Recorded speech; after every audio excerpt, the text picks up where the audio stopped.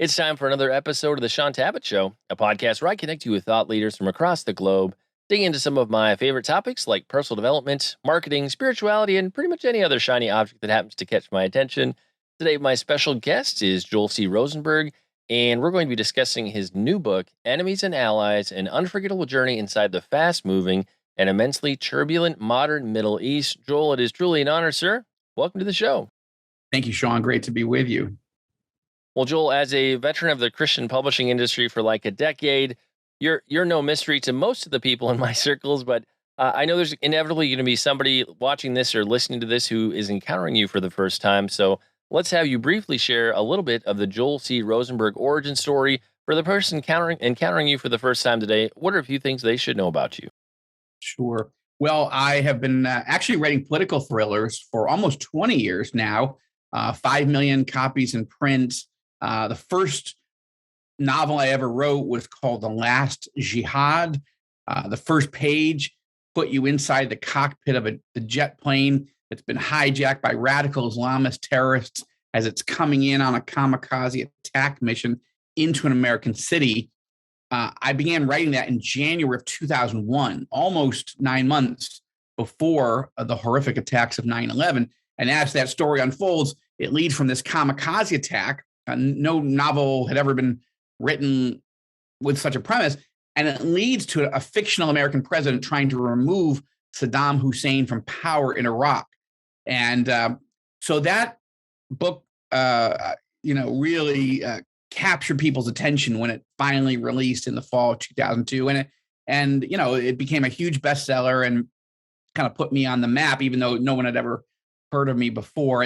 And over the last almost 20 years, I've been writing political thrillers, mostly related to threats from the Middle East, but also from North Korea, from Russia, from China, other challenges.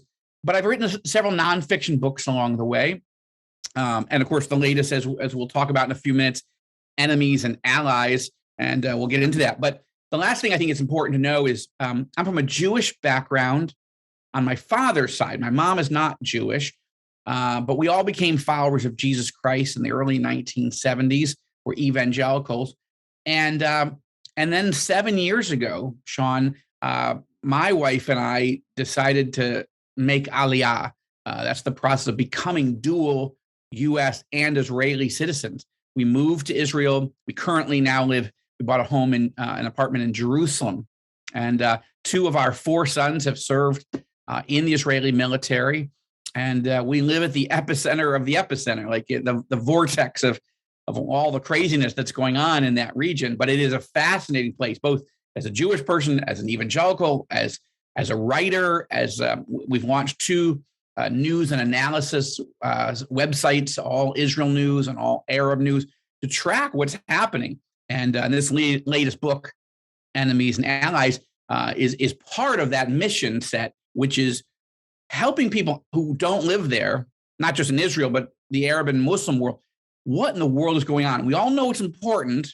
We all know it affects our lives and has since 9/11 for sure. But most people don't know much about it, and they feel, I don't even know where to begin. And that's one of my roles, is to try to help people get into the story and sort of take the 5,000 piece puzzle and begin to frame it so they kind of have some context. Where do all these pieces fit in? Where does Afghanistan fit in? Where's the Iran threat, U.S.-Israel relations, all these issues, and what's going on with the church in the Middle East? Well, and one additional question before we move towards the book. I don't encounter a lot of authors that balance both doing fiction and nonfiction. Was that easy for you out of the gate, or something you had to kind of grow into? I know most people know you for largely your fiction. So do you easily transition between those 2 genres? That's a good question, Shaun. And I would say it's more natural for me to write nonfiction. I didn't mention, I should have, I was a failed political consultant for many years, at least a decade prior to becoming an author. And I was a communications director for a number of political leaders, or consultant, including for the former prime minister of Israel at that time, Benjamin Netanyahu, who later, became prime minister and was the longest serving prime minister in the history of Israel. So because of my Washington experience, almost 25 years from Washington, D.C., and working in the political realm and writing books and speeches and op-eds and so forth with and for a lot of these political leaders, that type of research and trying to explain what's really happening, that's my natural instinct and my training, my capacity. But political thrillers came about because I've always loved, I was a James Bond novel and movie fan as a kid, Jason Bourne, maybe more recently, Ethan Hunt, so forth. And I over time, I realized, listen, most people don't want to be educated about the world. They want to be entertained. And we can fight against it. We can rail against it, or we can say, all right, I'm going to start to try to write political thrillers as compelling as anything on the best of the New York Times bestseller list, compete with Tom Clancy, compete with Vince Flynn in his day. Both of those guys, unfortunately, have passed, Brad Thor, whatever. Write really gripping political thrillers that pull you in. Yeah, you'll learn stuff along the way, but you won't even notice that. You'll be on this high-speed roller coaster ride. And who knew, that these books would hit and again, like I said, sell millions of copies and really capture people's imagination. And I think in many ways, people are going to read and spend, they spend several days, sometimes a week or more with a novel, whereas you can read an op-ed in 6 or 7 minutes. So if you have more time with a person, they have the potential to absorb more, especially if they're not asking, why did he do this? What's his political bent? But just, wow, how does this story end? You can really pull people on a journey, and they will start to understand the Middle East and other issues along the way. So I guess all that to say, to simplify it, I think my instinct, if I was going to just do it purely on the basis of what I'm good at, I think it would be nonfiction. And that's why I love writing this new book, Enemies and Allies. But I do love writing political thrillers, and I see much more impact from those. So that's an interesting combo platter. But you're right. Most authors don't try to do both. And Joel, you'd mentioned earlier that we're coming up on the 20-year anniversary of 9/11. I'm curious to get your perspective in terms of people in the U.S., people in the West focusing more heavily on the Middle East. How is that kind of a pivotal moment? Because I feel like I'm a Gen Xer. I feel like for my generation, that was when I actually started paying attention to the Middle East for the very first time. And I don't feel like we've taken our eyes off the Middle East since. Well, Americans were blindsided by 9/11. And one of the themes in my writing is if you misunderstand or don't understand or even don't focus on the nature and threat of evil, you risk being blindsided by it, right? Americans were blindsided on December 7th, 1941 by the Pearl Harbor attack because we just did not see the Imperial Japanese as a major threat. And even if they were talking smack halfway across the globe, we were like, all right, whatever. Partly it was ignorance on our part, partly it was maybe even some racism. Like the Japanese don't have the technology, the will, the courage, the whatever, come get us. And then they did. And we just totally didn't see it coming. And 9/11 was really that way. Bin Laden had declared war on us. He had already sent people to attack the World Trade Center right in 1993 with a truck bomb. He had blown up American embassies and killed a lot of Americans in Africa. He kept doing these things. The USS Cole, he bombed. He attacked in one of the harbors in Yemen. But it all seemed like background noise. We just didn't understand that he really meant it. He was really coming for us, or that he could. Right. And so I think that, yes, Americans focused on the Afghan war at the beginning and the Iraq war and a number of the Arab-Israeli wars. But I will say that I think in recent years, especially during the COVID era, people are exhausted by what's going on in the Middle East. That's why first President Trump negotiating with the Taliban and saying we're getting out, and then Biden. And regardless of what you think about either leader or how they handled either situation, it reflects an exhaustion a desire to look away from the Middle East. But as I begin Enemies and Allies, in the preface, I say this.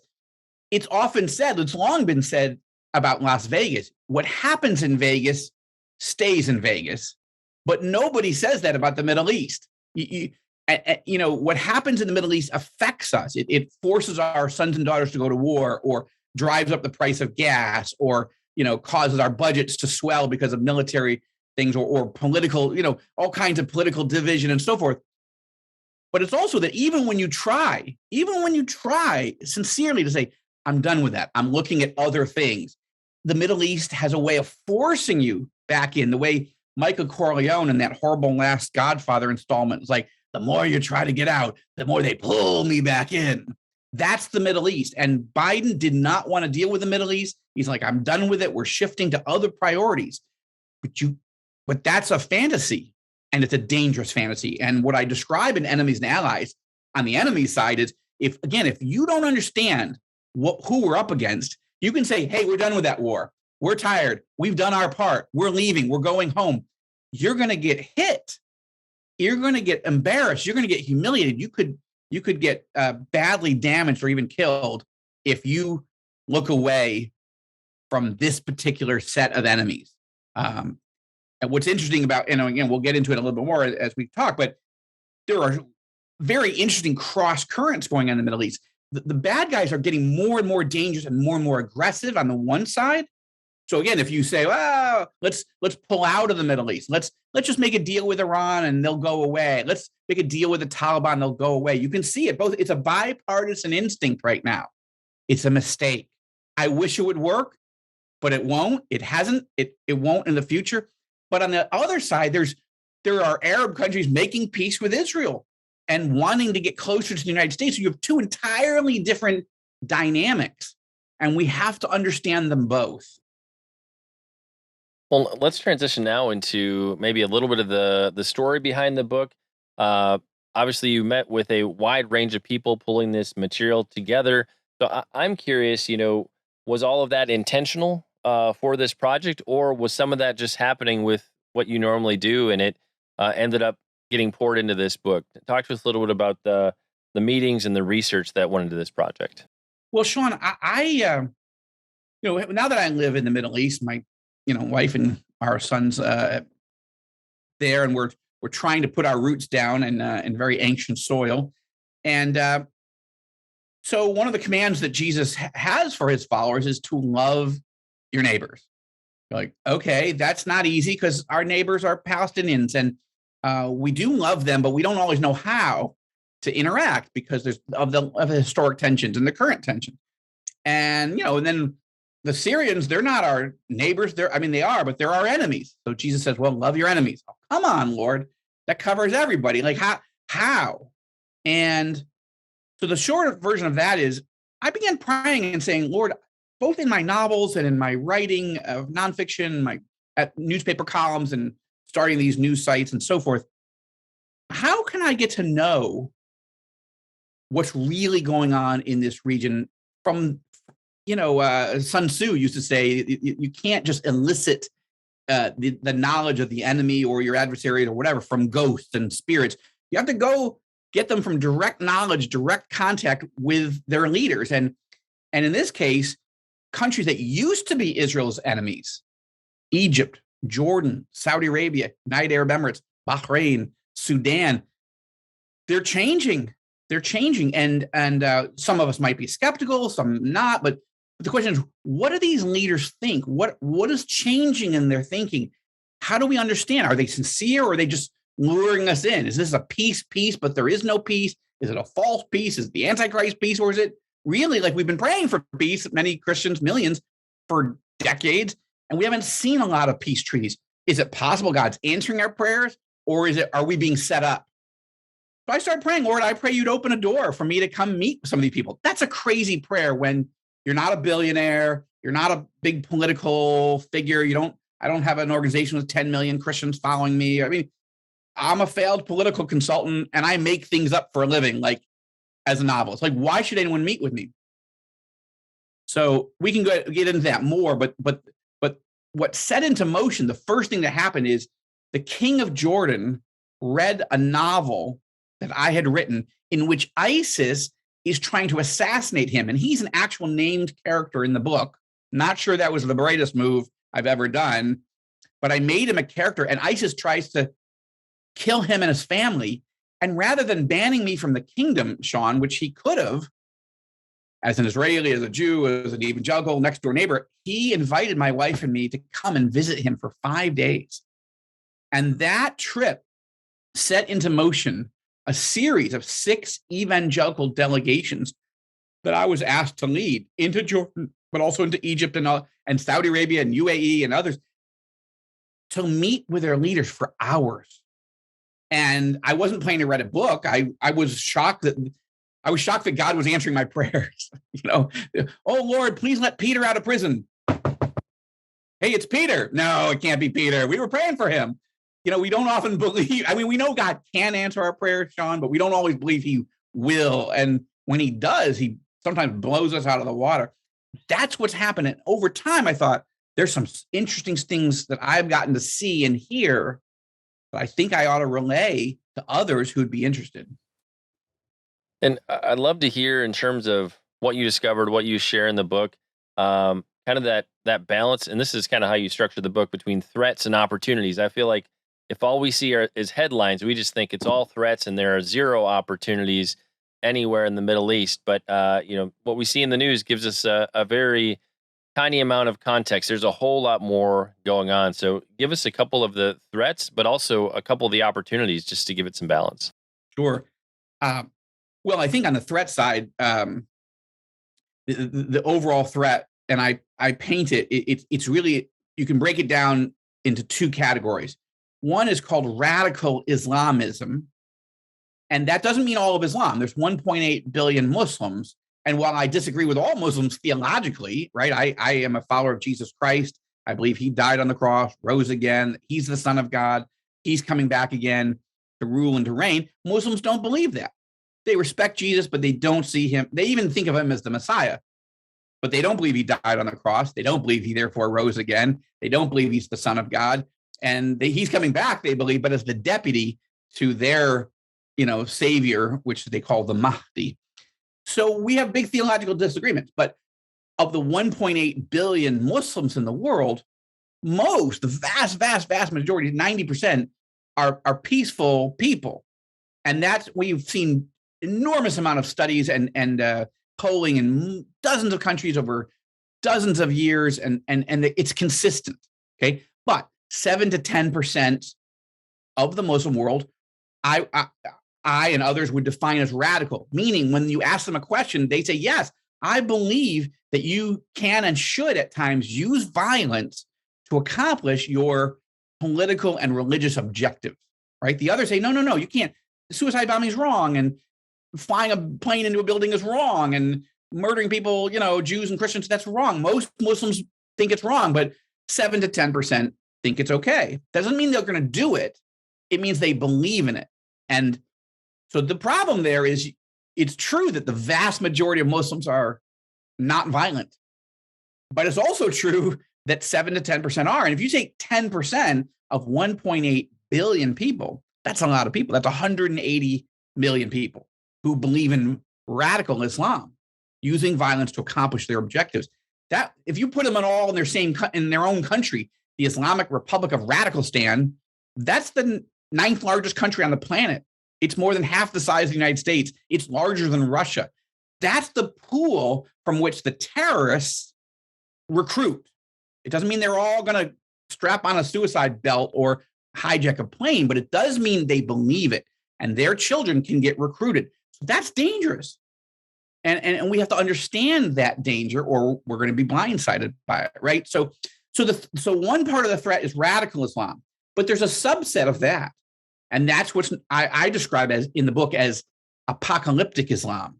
And I sit down with the Prime Minister of Israel. I mean, now he's former, but Benjamin Netanyahu, and I interviewed him on the record, and I said, basically, to keep this concise, what is radical Islam? What is apocalyptic Islam? What is it that the Iranian regime, not the people of Iran, but the regime, the supreme leader, the Ayatollah Khamenei, what does he believe that's different from a normal radical? He's apocalyptic. He's trying to bring about the end of days. He's trying to bring about the end of the world as we know it by genocide. And that's why they're pursuing nuclear weapons and the missiles to deliver them, not just against Israel. Israel's the little Satan in... Oh, I lost you for a second. Israel is the little Satan in their eschatology or end times theology. And the United States is the great Satan. The United States is who they're really coming after. So I paint that picture with a lot of detail. And what's unique about Enemies and Allies is that it's not just me picking a couple quotes out of the newspaper. I sit down in the Oval Office with the President of the United States and we talk about this. I sit down with the Prime Minister of Israel and we talk about this on the record. I meet with former CIA directors and former Secretary of State Mike Pompeo and the former head of Israeli military intelligence and Egyptian intelligence and so forth. And you hear them on the record, or sometimes they don't talk on the record, but most of them do. And you're hearing their perspective. I give analysis, but that's the threats. Let me stop there for a moment. I know we're talking about the opportunities too, but I think it's important. And what makes this book, Enemies and Allies, unique is it's really the first book of its kind. It's the only book of its kind at the moment that takes you inside and you get to hear from the people shaping the events of the Middle East, who President Trump, who took out Qasem Soleimani, the world's worst terrorist, right? And you hear the former head of the DIA, Defense Intelligence Agency, talking about the threats of all these different leaders. You hear them in their own voice. Now, you may disagree with them, but I think what bothers us about so much journalism is you're like, I just want to hear from the people that make these decisions. Don't give me all, don't just cut out one little piece, because then I'm not sure, is that what they really said? And is that what they really mean? And what's the context? I think the threat by both radical and, more importantly, apocalyptic Islam is horrific. I would love to tell you 20 years after 9/11, we are safer today than we ever have been. I don't believe that's the case. And in terms of opportunities, kind of a way forward, I guess, balance that with trying to discern who our enemies and allies are ongoing, because it seemed like there can be some ever shifting sands with what you just described, at least to some degree. So opportunities way forward. What's the path there? Well, the shortest way to put it is over the 75 years, almost 100 years, really, of the conflict between Arabs and Jews, Arabs and Israelis in the Middle East, we only had 2 Arab-Israeli peace treaties until 2020, right? Egypt made their treaty with Israel, amazingly, miraculously, stunningly in 1979. By the way, in the book, I take you inside the home of Anwar Sadat, who both launched a surprise attack against Israel on our highest holy day, Yom Kippur of 1973, and then the surprise visit to Jerusalem in 1977 that led to the Camp David Accords and the peace treaty. And now he, of course, was assassinated by radical Islamists, but his widow was alive at that time, and she invited me and my colleagues for tea, and we sit and talk to her about what it was like, and who is Anwar Sadat, and how does she see the situation today. The very interesting stories. But Egypt in 1979, Jordan made peace with Israel in 1994, but then you went almost a quarter of a century without a single Arab-Israeli peace treaty.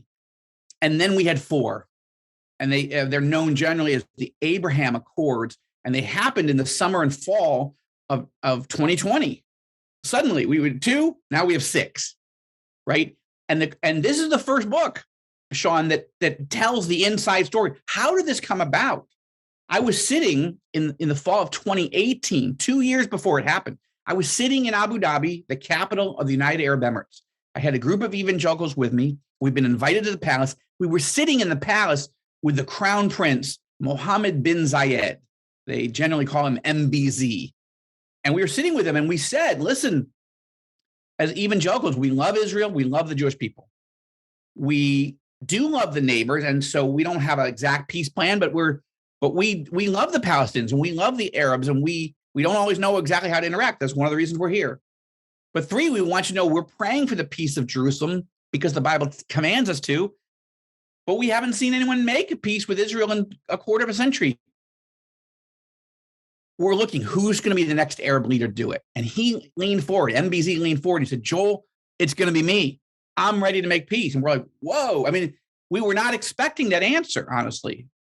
And so we spent a lot of time talking to him. Unfortunately, at the moment, Shaun, that was an off-the-record conversation. We couldn't come out and tell everybody, hey, the United Arab Emirates is getting ready to make peace. But we watched closely. We continued to pray. We continued to interact. And lo and behold, 2 years ago, August, they announced on August 13th that they were going to make peace, UAE was. And then on September 15th, I was at the White House on the South Lawn witnessing the signing of the Abraham Accords between the United Arab Emirates and Bahrain, which came in right afterwards. And then we went on to Sudan and Morocco. It's huge. This is just stunningly huge. Most Christians, most people, most Americans have been so focused, understandably, on COVID and all of its effects and race riots and a bitter political campaign and everything, a lot of issues, and understandable.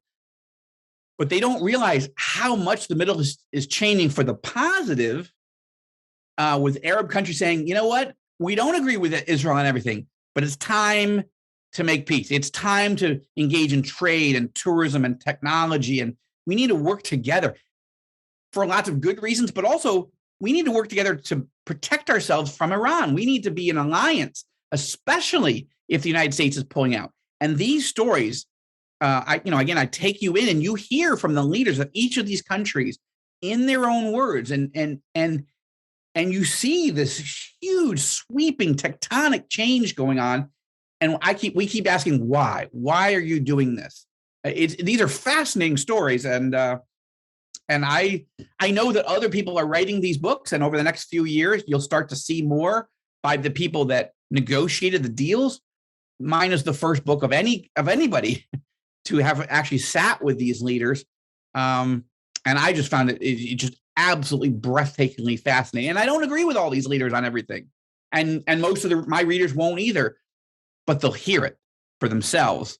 Love them or hate them, these leaders are making the decisions that are changing the Middle East, and it'll affect our lives. I know in terms of a book like this, it can sometimes be a little bit heavy reading, but for the average, to use some old school church language, for the average person in the pew, the average Christian in America, once they're aware, like what's the call to action? Once they know what's going on, obviously we can pray, we can intercede, but how would you like to see your readers move forward after encountering this material? Well, that's a good question, Shaun, the way you framed it. And I will say there are heavy parts, but there's also a lot of lighthearted stories in the book because some of this stuff was funny. When I sat down with King Abdullah the first time, he said, Joel, I was wondering, we were in the palace, right, in Jordan, in Amman. And he's like, I was trying to figure out where to meet you for the first time. And then I thought, well, you did blow up my palace in your novel. So I thought I'd bring you to the palace and let you see it and think, maybe we don't want that to happen. I said, no, I don't want that to happen. And then he said, Joel, I noticed that you made me a character by name in your books, but my advisors, my staff, you changed their names. But I can see who's who. So I buy copies of your book and I give them to my staff. I say, hey, you die on page 58. You might want to read that. And it's a real sense of humor. So there's a lot of warm and funny and encouraging and surprising stories in Enemies and Allies. Me telling President Trump in the Oval Office, I was a never Trumper until 4 days before the election. And, I don't know how many people say the word never Trumper to the president's face in the Oval Office, but judging from the look in his eye, not that many, I'm guessing. But but we talked about it, and it was just anyway. So very interesting moments when I asked the Crown Prince of Saudi Arabia, listen, I'm guessing the term evangelical Christian is not used much in the kingdom. Is that a fair assessment? And he laughed. He said, yeah, that's probably true. Right. I said, well, we have an ordained pastor on our delegation. Could he just take a moment as we begin this conversation to explain what is an evangelical Christian and what do we believe? And he said, absolutely. Now imagine that, Shaun. Saudi Arabia has long been called the Forbidden Kingdom. They don't have a single church on their territory. And we challenged him on that. Why? Why don't you have one? Don't you want to open one as part of your sweeping reforms in all these other areas? You'll see that conversation. And what does he say? And but yeah, Christian leaders have not had an opportunity to speak with leaders at that level. In Israel, yes, but in the Arab Muslim world, almost no. The Saudis told us, you're the first Christian leaders we've ever invited to the palace in more than 300 years since we started the kingdom in our family, the Saud family, meaning they didn't do it 300 years ago. They've never done it until us. So I would say several things. Yes, part of it is prayer, because I do believe that our God is a prayer hearing and prayer answering God. And often I think we're praying for things way too low. We're praying. I mean, I'm all for praying for a parking spot and praying that, somebody steps up and, is the usher at the church when they need, when there's a slot open, or a Sunday school teacher, or in the nursery. I believe in all that. I do. I believe in praying for everything. But I think often we are praying way too low. And one of the things that my colleagues and I have talked about over the years is we need to have audacious prayers. God doesn't have to answer them. If we're way off, okay, God will say no. But to say, Lord, would you open a door? That's what Paul he urges us, commands us in a sense in Colossians 4. He says, pray for me, Paul, that doors would be open, that I can talk to people about Jesus, and that I'll be bold and I'll do it the way I ought, right? Well, that wasn't just for Paul. We're supposed to be praying for each other and asking others to pray for us. Lord, would you open doors to my boss, to my neighbor, to my cousin who hates me and hates Jesus, but Lord, you love that cousin. And, but what about world leaders? And again, not just about the gospel, but what about defending our Christian brothers and sisters? There's 1.4 million Christians and foreign workers. They're all foreign workers and their families in Saudi Arabia. They don't have a single church, right? If you can't sit with the leader who makes the decision and say, that's a problem, and as you say, you're going to open up your country, we're for that. But we have to say, on behalf of our brothers and sisters, could you change your policy? Could you change your approach? I think that's important for religious freedom. Yes, for the strengthening of our brothers and sisters, the embattled church in many places in the Middle East. But also, yes, for the gospel. How can they believe if they haven't even heard? How can they hear unless somebody goes to tell them? And it's controversial to go meet with these types of leaders. And yet we felt it was important to do. And we tell these stories. I tell these stories in the book. So I don't want to underestimate the power of prayer, but I do want to show people we need to be praying for bigger things. We need to pray that maybe as the U.S. has pulled out of Afghanistan, Lord, you still have a military over there. They're surrendering, but what if they don't? What if they get their courage and take their country back the way we trained them? And what about the Christians in Afghanistan that fear slaughter, extinction, annihilation, genocide? I've been to Afghanistan. These Christians are worried now. They're scared, but Christians have faced this throughout history, and they want to be lights in the darkness. Anyway, I'm going on. Now I'm preaching, but I think that this book will help Christians. I mean, obviously non-Christians will read it too, Muslims and Jews and others. But I think Christians, the most important thing that we can do right now is be praying for open doors and for strength and courage for our brothers and sisters to be bold, right? When the apostles and the other believers in Acts chapter 4, they're being persecuted, but they don't say, Lord, take us out. In fact, that's because Jesus said, he said, Father, in John 17, I'm not praying that you take them out of the world. I'm praying that they have courage and grace and mercy in this world to be my witnesses. And I'm paraphrasing, but in Acts, they say, Lord, give us boldness in the face of these threats.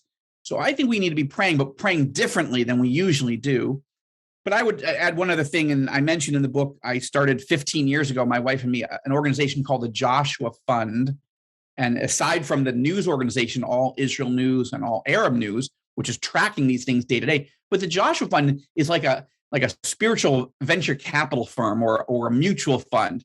If you give $50 a month or something to we have teams that have gotten to know the Christian leaders in this part of the world, and we invest in them, and we vet them, and then we fund them and encourage them and pray for them and visit them and train and encourage them so that the church can be stronger in one of the most difficult places on the planet. So all that to say, I like to say we should learn, pray, give, and eventually go. When Israel reopens, we want to invite you all to come visit us again. Maybe we'll start doing some trips to the Arab world too. Things have to settle a bit, but it's fascinating what's changing. And I've taken a lot of Christian leaders over. We haven't done a general, tourist Christian, hey, I'd like to go to Saudi Arabia. I'd like to go to Egypt. But what about an Exodus tour where we went to Egypt and then we'd go to Jordan and then we come into Israel, do that around Passover? That'd be so interesting. Learn, pray, give, and go. And Joel, one last question. In terms of the delegations that you led into these new places, I'd just be curious to hear, what was the biggest surprise or unexpected thing? Obviously, you went into those circumstances with some ideas, some preconceived notions. What were the unexpected couple of things you encountered that surprised you most? Well, the number one on that list, on Dave Letterman's top 10 list, if we start from the top, would have to be the UAE leader saying, "I'm ready to make peace." And then he wasn't just blowing smoke at us. Then he did it. It's stunning. And his courage to do it set into motion 3 other countries saying, okay, then we're ready too. They needed someone to lead. And once you lead, people start to follow. So one of the people I think is most interesting in the region is MBZ. And I have a couple of chapters actually that explain who is this guy. Most Americans have never heard of him. He's a guy to watch. Okay. Second, I would say President El-Sisi of Egypt, who literally rescued his nation of 100 million people from the radical Islamist Muslim Brotherhood reign of terror. The country had been taken over by the Muslim Brotherhood. The churches were being burned down. Christians were being killed. It was horrifying. And El-Sisi and the army decided to liberate the country.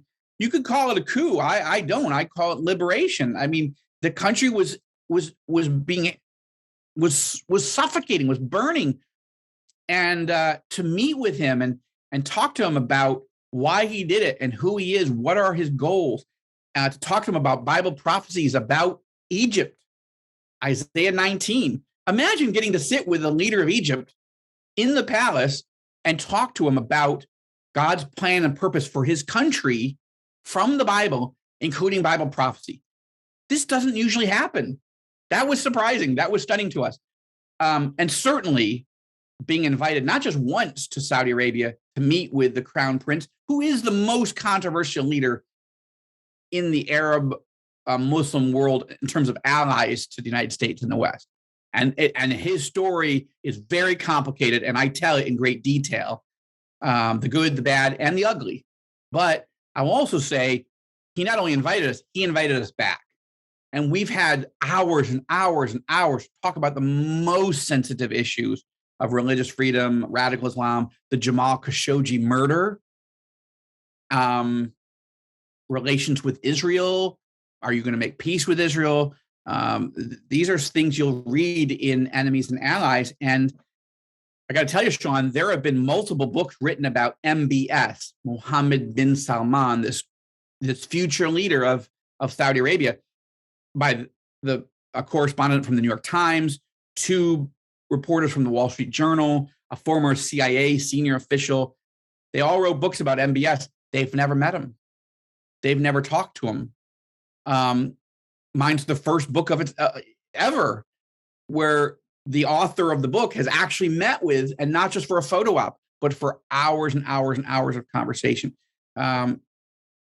So yeah, all of this was surprising, but there's so many more surprises. I don't want to take the rest of your podcast to or your Zoomcast to talk about that. But it's a treasure trove, and that's why I kept having journalists say, "I'd like to work on a book based on what you're seeing."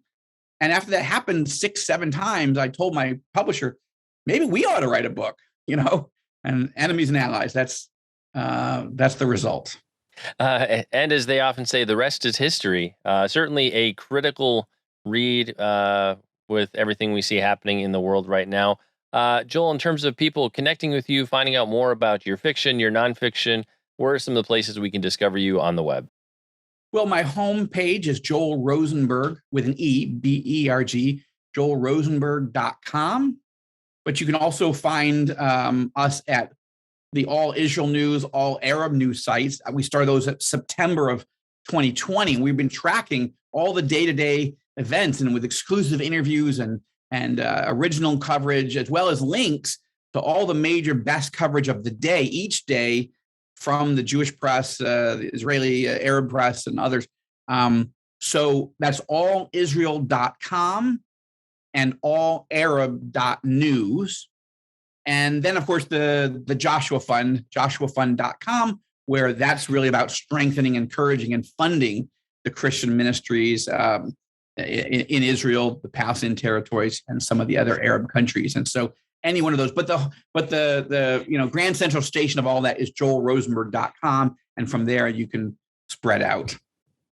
And like we do with every episode, we'll have links in the show notes to the range of places Joel mentioned that you can connect with him, the different things he has going on. We'll also have links to places where you can pick up your very own copy of his new book.